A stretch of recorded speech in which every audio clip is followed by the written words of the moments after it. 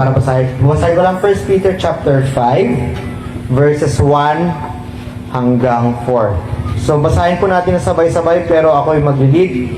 Sabi ni 1 Peter chapter 5 verse 1 ang sabi dito, the elders which are among you I exhort, who am also an elder and a witness of the sufferings of Christ, and also a partaker of the glory that shall be revealed. Verse 2, feed the flock of God which is among you, taking the oversight thereof, not by constraint, but willingly, not for filthy lucre, but for ready mind, neither as being lords over the over God's heritage, but being ensamples to the flock. And when the shepherd shall appear, he shall receive a crown of glory that fadeth not away. So let's pray. O Panginoon naming Ama, gabayan niyo po kami ngayong gabi sa aming prayer meeting. And thank you Lord na nakapag-prayer meeting kami. And though kahapon Lord, hindi dahil wala pong ilaw. And Lord, we pray na maintindihan po namin ito kung itong crown of glory. And naway po Lord, hindi lang po konti ang magkaroon nito, kundi marami po sa amin. Thank you Lord sa biyaya na binigay niyo po sa amin. And we pray all this Lord in Jesus' name. Amen. Upo po tayo. So the first point po dito po, okay? Elders. Kasi makikita natin dito tungkol sa mga corona. Okay, sa mga corona yung pag-aralan po natin sa Crown of Righteousness po yung last week, 2 weeks ago. Crown of Righteousness. So yung nagbigay sa atin ng Crown of Righteousness, syempre yung Diyos, pero lahat ng ligtas ay magkakaroon ng Crown of Righteousness. Kasi paano tayo nagkaroon ng ganon? Dahil kay Kristo Jesus. Dahil si Kristo po ay pinanganak ng walang kasalanan, nilagay po sa sinapupunan. Napag-aralan po natin yan. Siya po ay nilagay sa sinapupunan, hindi po siya talaga kadugo ni Adan tsaka ni Eva. Nilagay siya sa sinapupunan ni Eva, siya na po ay fetus na, buhay na. Okay?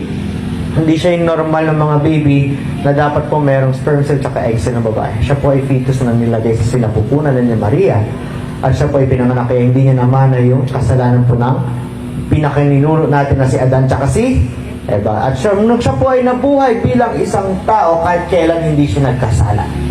Tinukso siya ng tinukso, pero siya po ay naging example natin. Siya po ay naging magandang halimbawa na siya po ay umasa sa lakas ng banal na Espiritu. Dapat ganun din tayo. Okay? Kung kaya niya sa katawang tao, nagawa niya po yun po ay para sa atin din na gawin din po natin na umasa lagi sa Diyos, sa lakas ng Diyos. Amen? Siya ay buhay na walang kasalanan. Pero bakit? Kasi yung tanging pwede maging kapalit sa mga kasalanan natin. Kasi yung sabi nga sa Romans 6:23, ang kabayaran ng kamatayan ay kamatayan. Ngunit ang regalo ng Diyos ay buhay na walang hanggan sa pamamagitan ni Kristo Jesus na ating Panginoon. Bakit anong ginawa niya? Siya'y namatay sa cross para sa mga nanampalataya na noon, nananampalataya ng mga panahon na yun, at yung magiging o mananampalataya sa Kanya at kasama tayo doon. Amen? So namatay siya para sa mga kasalanan ng nananampalataya. Noon, kahapon, ngayon, at bukas. Amen? Sa hinaharap. So ganun po yung Panginoon. Kaya, kapag wala kayong utang na loob sa Panginoon, hindi niyo mamahalin yung Panginoon. At kung ayaw niya naman tanggapin si Jesus, hindi yung warning na yung sinabi niya, pag hindi kayo tumanggap kay Kristo bilang siya ang inyong Panginoon, pupunta kayo ng impyerno. Yun po ang warning. Amen? So dito naman po, this one is crown of glory. Pag sinabi pong glory, ito yung gloria. Okay, yung gloria kasi ng Panginoon, parang ito yung pinakasikat na sikat. Ito yung pinaka nagliliwanag. Kung pag sinabi mo sikat, di ba? Pag tingnan mo yung araw, sikat yung araw. Sikat ng araw nakakasilaw. Pero yung sikat talaga ito lang kilala mo. Siya yung maipagmamayabang natin sa lahat. So, ganun po yung gloria o luwalhati. Yun po ang ibig sabihin ng luwalhati. Siya po ay talagang kilala. Alam natin siya ay dakila, siya ay sikat na sikat, at siya lang talaga yung maipagmamayabang sa lahat. May pagmamayabang talaga siya kasi siya yung ating Diyos. Sino ba ang gumawa ng lahat? Kundi yung Diyos. Ngayon, yung crown of glory is ganito. Sabi nga, point number 1 is elders. It's really mostly for the elders. Sabi dito sa, the elders which are among you, I exhort you, sa Tagalog, yung mga pinuno, elders kasi ganito.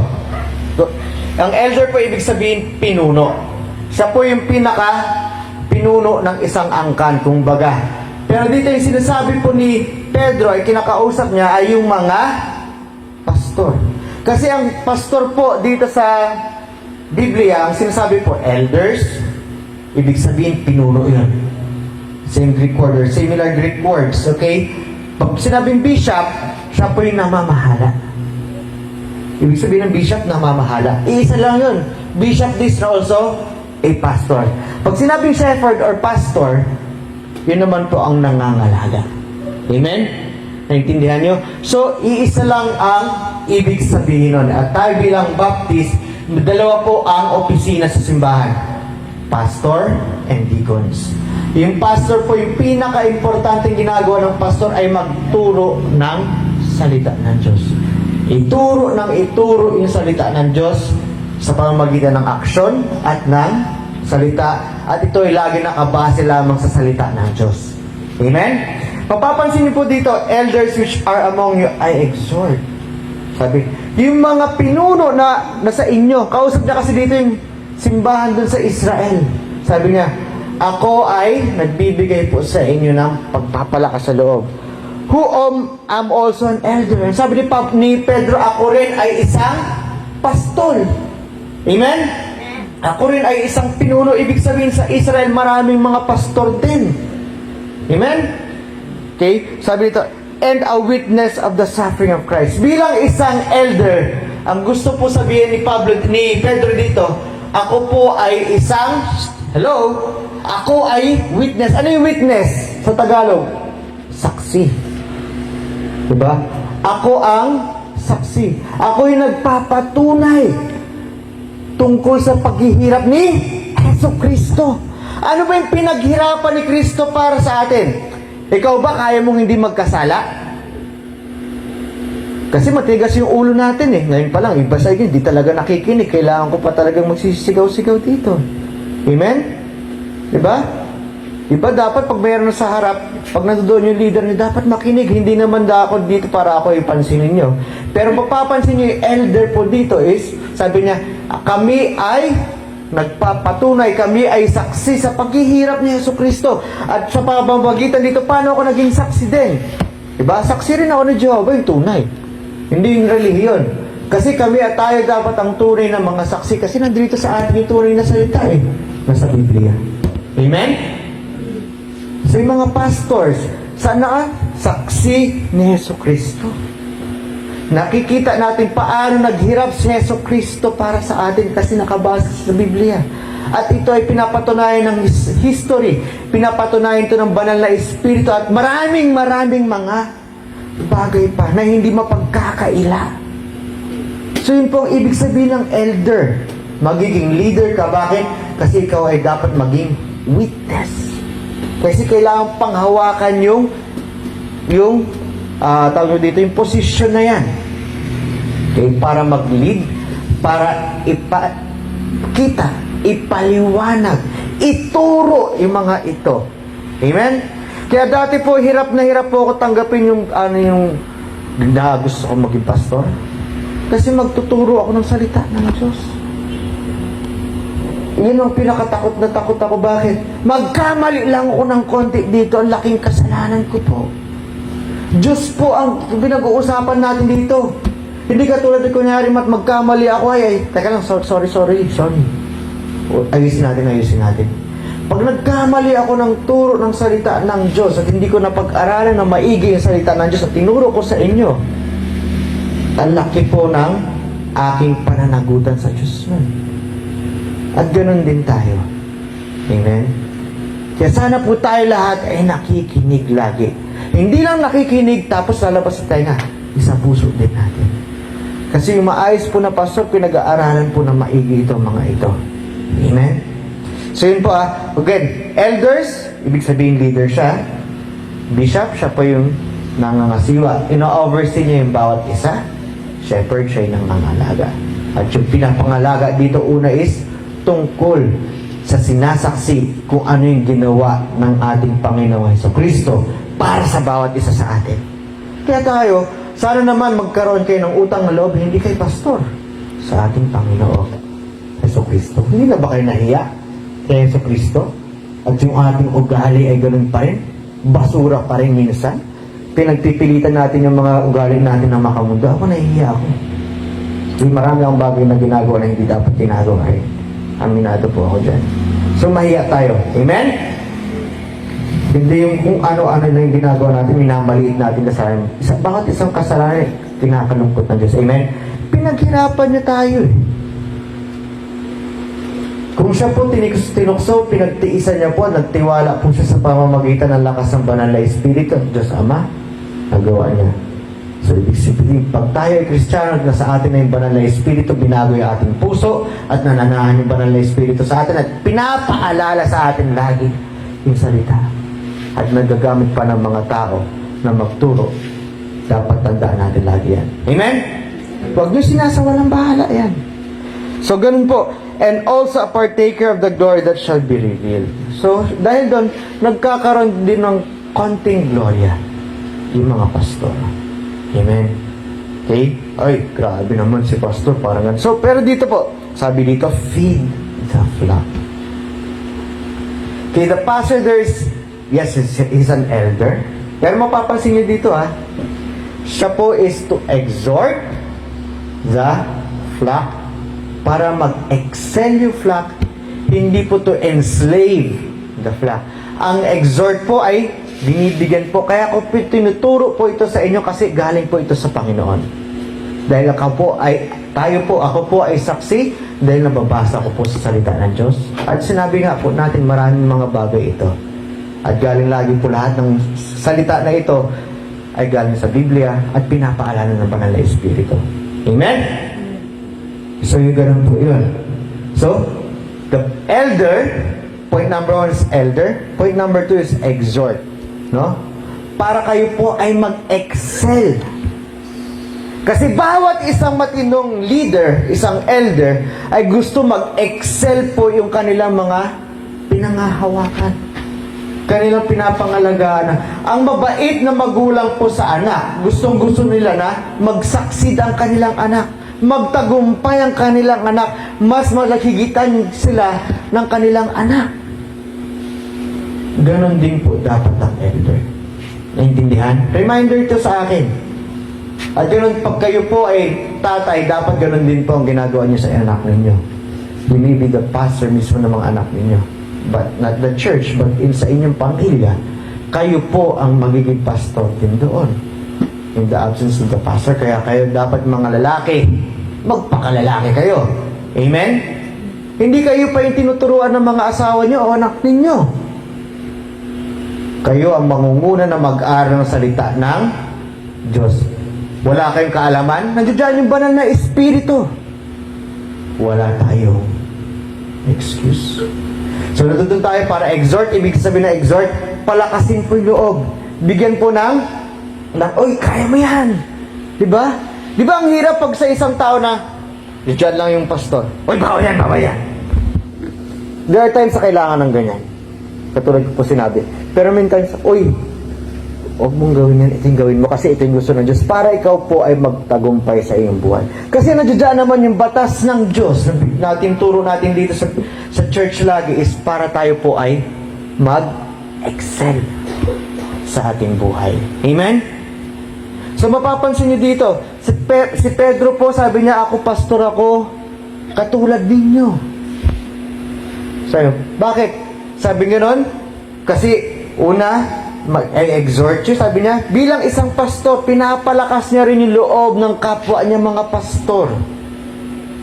Amen?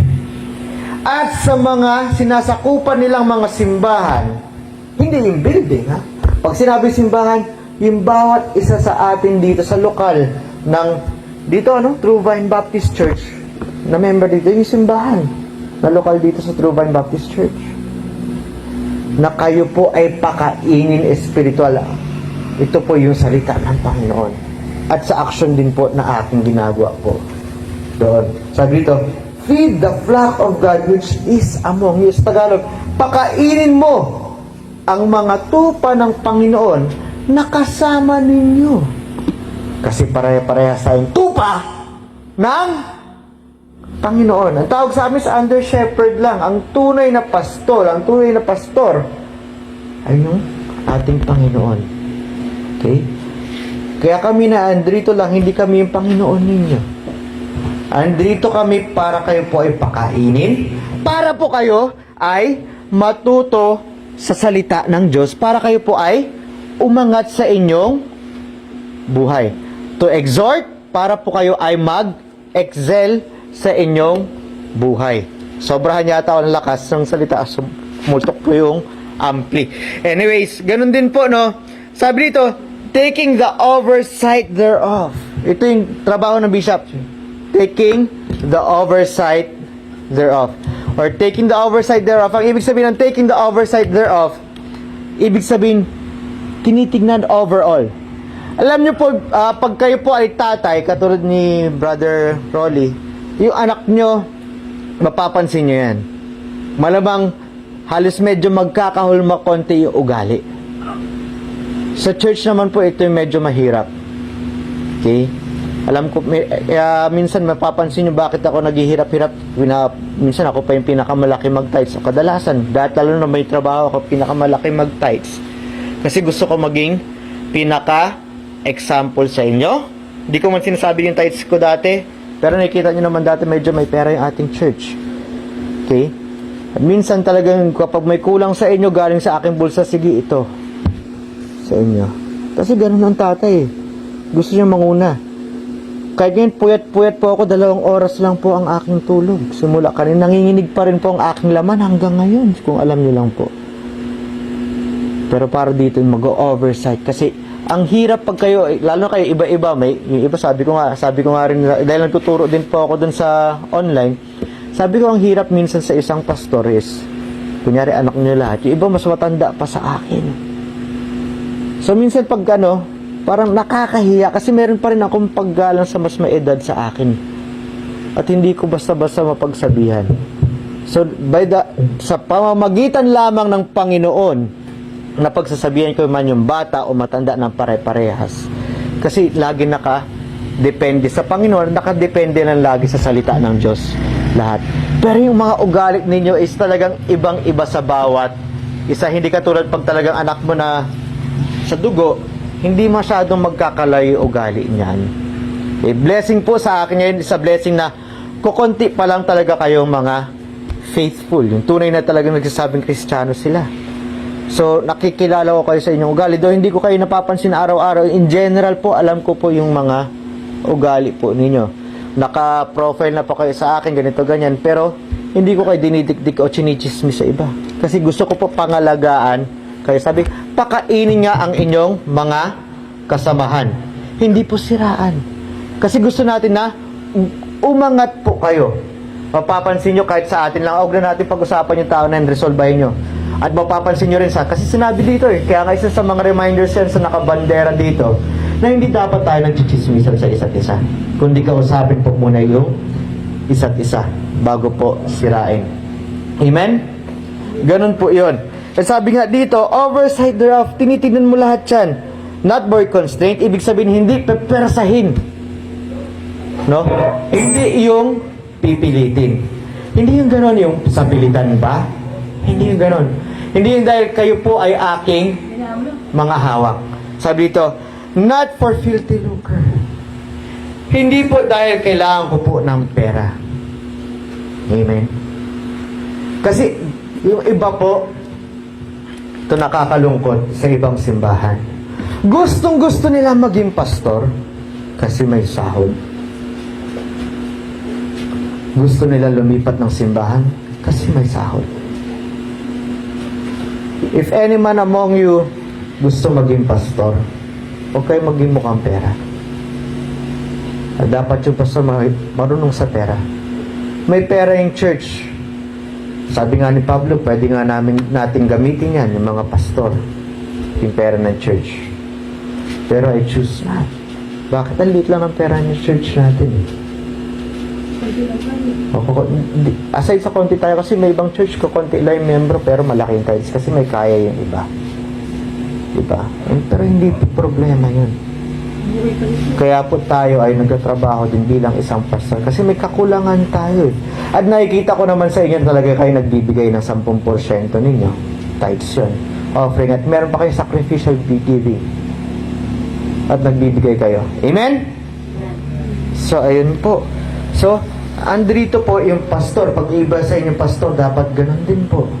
Nandun kayo to exhort para mag-excel yung bawat isa. And not to enslave. Ito kasi enslave yung parang gagawin mong alipin. Yung pepersain mo, oy, halika dito. Yung babastusin mo na lang ba? May kita nyo minsan nakakalungkot may mga pastor yan kahit Baptist churches. Yung turing nila sa mga miyembro nila ay, gawin mo yan, gawin mo yan. Ako, nalulungkot ako, sabi ko, ba't ganun? Pero iba kasi, kilala nila yung pastor. Pag may nakita kayong pastor ganyan, pero mahal na mahal nila yung pastor kasi siguro ganun na talaga yung ugali ng pastor. Pero malamang pag hindi natin sila nakikita kasi after ng worship, kung paano yung relasyon ng pastor sa kanila, ay baka naman napakaganda rin ang relasyon nila. Hindi natin alam yan. Okay? Nakikita lang natin yung panlabas. Okay? So, huwag nyo masyadong pero minsan, syempre, naiilang ko, pero syempre, hindi ko naman alam no, nangyayari talaga sa mismong lokal na simbahan nila eh. Okay? Pero ganun pa man, may kita nyo, pag ginagalang yung pastor, minsan may kita nyo nagbibiruan, ibig sabihin, may malalim yung relasyon nila. Ibig sabihin, relasyon nila hindi yung parang utusan lang talaga. Hindi sila nagkakailangan. Minsan, kasi ibang pastor na kaibigan ko, ganun sila sa mga members. Pero may kita may member pag kunyari tapos yung worship sila na lang magkakasama. No? Talaga naman nagkukulitan sila. Nakakatawa silang magkakasama. Nakakatawa. Kasi may tatay din na ganun, di ba? Pero naman yung tatay tsaka anak, nanay at tsaka anak, sobra na magbabanding. Di ba? So dapat ganun po. Hindi po ine-enslave po yung mga miyembro. Kasi hindi naman po namin kayo miyembro eh. Pare-parehas po tayong miyembro ng simbahan ng Panginoong si Jesucristo. Nagkataon lang po, kami lang po yung leader dito, yung elders dito. Kasi kailangan kayong pangalagaan. At sinabi nga rin po dito, hindi dahil sa pera, yung ibang pastor po, lumilipat-lipat po na ibang church kasi may sahod. Okay, yung ganun. Blessing pag ang ibang pastor sila nakikita, binibigyan sila ng membro na nila ng mga sasakyan. Pero nung simula po, pag narinig mo yung mga kwento ng church nila, yung pastor naman po talaga yung nagsikap para sa kanila. Ganun din po. Hindi natin alam lahat ng kwento ng tungkol dyan. Amen? Pinagsikapan din sila ng pastor kasi yun din po. At sinasabi rin ng pastor, biyaya lang ng Panginoon kaya ako nagawa ito. Kasi ako po ay ginagabay ng Panginoon. Hindi tinitake credit ng pastor yung gloria ng Panginoon. Kasi siya rin po ay ginagabayan mismo ng Panginoon. Kaya sinasabi niya, yung Panginoon yung nagbibigay sa kanya ng lakas. Amen? Sinasabi, hindi ako yung Panginoon nyo, yung Diyos. Andiyan kayo ay makikinig sa akin kasi ako yung leader dahil nakasulat sa salita ng Diyos. At pag tama naman yung aking sinasabi. Kaya nga ina-encourage ko rin sa inyo, i-challenge nyo lagi yung mga tinuturo ko pag tama po sa salita ng Diyos din. Amen? Okay? At sinabi nga po dito, but of ready mind. Dapat laging tama yun sa iisip. At sinabi to, mga cross-reference nga sa Acts chapter 20 verse 28, dalawa lang, take heed therefore unto yourselves, sabi, kayo po ay mag-aalala, kayo po ay maging pag-alala, o ready kayo lagi sa inyong sarili, and to all the flock over which the Holy Ghost has made you overseers. Ibig sabihin dito, kinakausap po dito ni Pablo kasi yung mga tao sa Acts chapter 20 verse 28, kayo po ay maging ready doon sa inyong mga kasamahan, yung kapwa-tupa po ninyo, na sabi dito, kung saan ang banal na Espiritu ay ginawa kayong tagapagpamahala. Tagapagpamahala lang kami. Amen? Hindi kami ang inyong Panginoon. Okay? Sabi nga dito, para kayo po ay pakainin yung simbahan ninyo. Simbahan ba ni Pastor? The Church of God. Simbahan ng Diyos. Amen? Kaya maraming lokal na simbahan, hindi isang buong ganito, pag sobrang dami nyo, isa lang yung pastor. Pag lumaki siguro yung ating kongregasyon, magkakaroon tayong plurality of pastors, hindi lang iisa. Amen. Nakikita niyo sa ibang simbahan, ba't ang daming pastor dito? Minsan dalawa, minsan tatlo. Diba may pinaka-head pastor, may associate pastor. Kaya minsan ang dami-daming nag-worship sa simbahan na yun. Isipin mo na lang, kunyari, 100 pamilya yung nag-church. Ilang tao yun? Mga 300 approximately. Kaya bang i-handle ng iisang pastor lang yun? Hindi po. Amen? So, ganun po. Sabi ganun, at hindi tayo katulad na may yung ibang simbahan na may leader dito, may leader dito, may leader dito na para may triangle system na ganyan. Hindi po. Okay? Tayo independent tayo sa ibang mga Baptist churches. Amen? Kaya kung kunwari magkaroon ng maraming pastors dito dahil sobrang dami, sabihin natin dahil kunyari 200 pamilya, 600 to 1,000 yung mga nag-church lagi. Asahan nyo maraming mga pastors din yan. Amen? Para po maasikaso. Kasi iba yung pastor sa deacon eh. Yung deacon hindi naman ina-expect ka na magturo, kundi mamahala, mag-aasikaso sa mga pangangailangan. Oy, may sakit sa ganito. Yung deacon yung unang pupunta doon. Amen? Siya yung mga, oy, may sakit yata. Sabi, oh, puntahan ko to. Siya punong abala sa ganun. Yung pastor naman punong abala sa pagtuturo at tinitingnan ko anong ginagawa ng deacon. Amen? So, ganun po yun. Sinabi nga sa Titus, 1 Timothy 3:3, not given to wine, but striker, not greedy, filthy lucre, not covetous. Titus 1:7, for a bishop must be blameless. Diba? Etc., etc. At sinabi nga dito, point number 1, elders. Point number 2 is exhort. The elders are to exhort, not to enslave. Okay? Para ang bawat isa is to excel. Okay? To excel. Because we should be ensamples to each other. Neither as being lords. Ito expisto sa verse number 3. Hindi rin dapat magiging Panginoon sa pinamana ng Diyos. Hello? Bawat isa sa atin may pinamana yung Diyos. Hindi po ako ang Panginoon ninyo. Sino yung Panginoon ninyo? Sino? Si Yesu Cristo. Anong pangalan ni Yesu Cristo? Lord Jesus Christ. Amen? Panginoong Yesu Cristo. Hindi Panginoong Andrew. Amen? Ako Panginoon ko rin si Jesus. Amen? Kapwa ko kayo, tupa ni Jesus. Ako lang yung parang leader ng tupa sa inyo. Diba? Ako yung tupang ama. Kasi yung Panginoon magtupang ina, diba? Tupang ama. So, ayan. Ayan po yan. Natawa si Dennis eh. Amen? So, ganun, sabi nga dito, but being ensamples to the flock. Kami po ang dapat maging pangunang example. So, kung yung pastor po ay bawal ng ganito kasi dapat, pag sinabi ng bawal sa Bible, yung pastor po yung unang gagawa. Ibig sabihin, dapat susunod din yung mga kasamahan po ng, kapag ako yung tupang ama, yung tupang anak, dapat ganun din ang ginagawa. Nakikinig. Amen? So, ganun po. Dapat. Huwag na po muna natin masyado pahabain. Pero, kuha lang tayo ng konting verses, okay? At sabi nga sa, wag na to, Ezekiel. Ito na lang po sa 2 Corinthians chapter 1, verse 24. Basahin nyo in context to, ha? Lalo ni 23 or 22.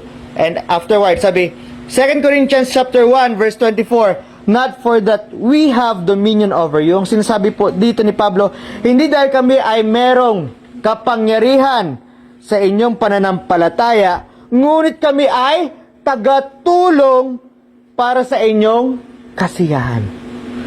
Pag kayo po ay gusto maging pastor at may panawagan sa pagiging pastor, para magkaroon ng joy, yung joy po na yun ay galing sa Diyos. Amen? Kaya po stricto ang pastor ninyo sa inyong mga kilos minsan o kadalasan, lagi na pagsisabihan, kasi gusto po ng bawat isang pastor na kayo ay makinig sa Diyos at yung kasiyahan ng Diyos ay bibigay sa inyo at magkakaroon na kayo ng kasiyahan sa Diyos. Pabalik. Amen? Kaya sinasabi ko po sa inyo, basahin niyo po laging salita ng Diyos. Babaran niyo yung sarili niyo sa salita ng Diyos. Bakit? Kasi mag-overflow po sa inyo yung salita ng Diyos at yung banal na Espiritu po ay mas madaling kumilos po sa bawat isa sa atin. Amen? So, ganun din po Philippians chapter 3 verse 17. Ito halos standalone to. Brethren, be followers together of me. Sabi ni Pablo, mga kapatid, maging tagasunod katulad ko. Tagasunod din si Pablo. Hindi ba, sinabi ba ni Pablo, maging tagasunod kayo dahil ako yung Panginoon? Hindi. Katulad ko, tagasunod din ako ng Panginoon. At tandaan nyo kung sino yung mga naglalakad na katulad nyo, have us for an example. Maging ehemplo. Minamarkahan natin yung bawat isa. At maraming pog na natin masyado doon. So, ibig sabihin, ang pastor ay nadyan para mag-exhort. Yung elder, point number 1 is elder. Ano ginagawa ng elder? Para palakasin yung loob. Kaya tinuturo yung Bible po sa inyo at kinukulit po kayo na magbasa rin ng Bible.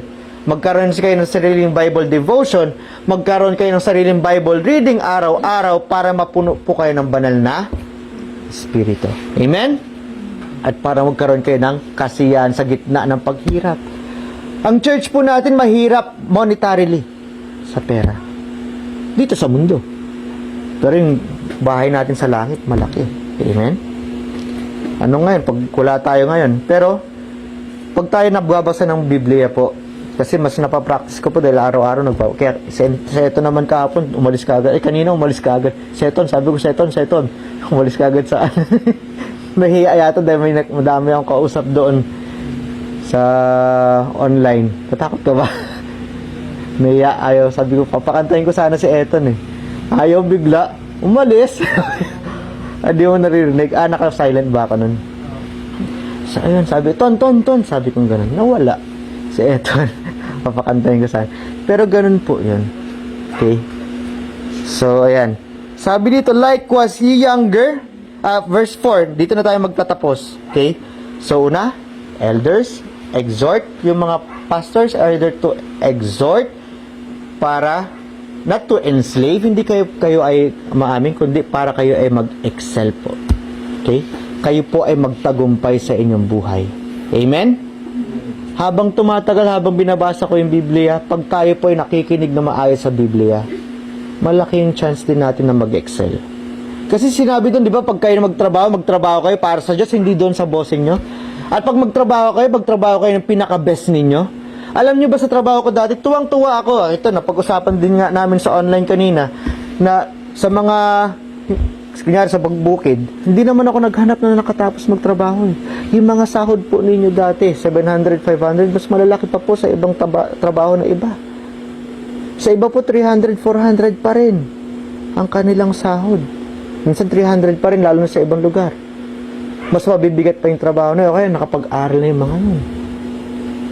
Pero sabi ko, mas mapagkakatiwalaan pa kadalasan sa mga lugar na katulad nito, yung mga walang pinag-aralan, basta gustong matuto.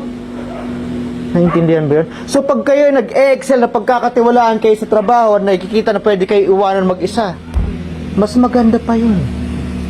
Kasi kadalasan yung mga pinag-aralan, kadalasan nasa syudad talaga nagtrabaho. Yan yung pwedeng pagkatiwalaan na tao na nakapag-aral. Amen. Pero iba sa inyo, pumapantay sa kanilang mga sahod. Ganun po yun kasi napagkakatiwalaan. Amen. Isa yan kapag ikaw ay negosyante, mahirap magkaroon ng tao ng pagkakatiwalaan.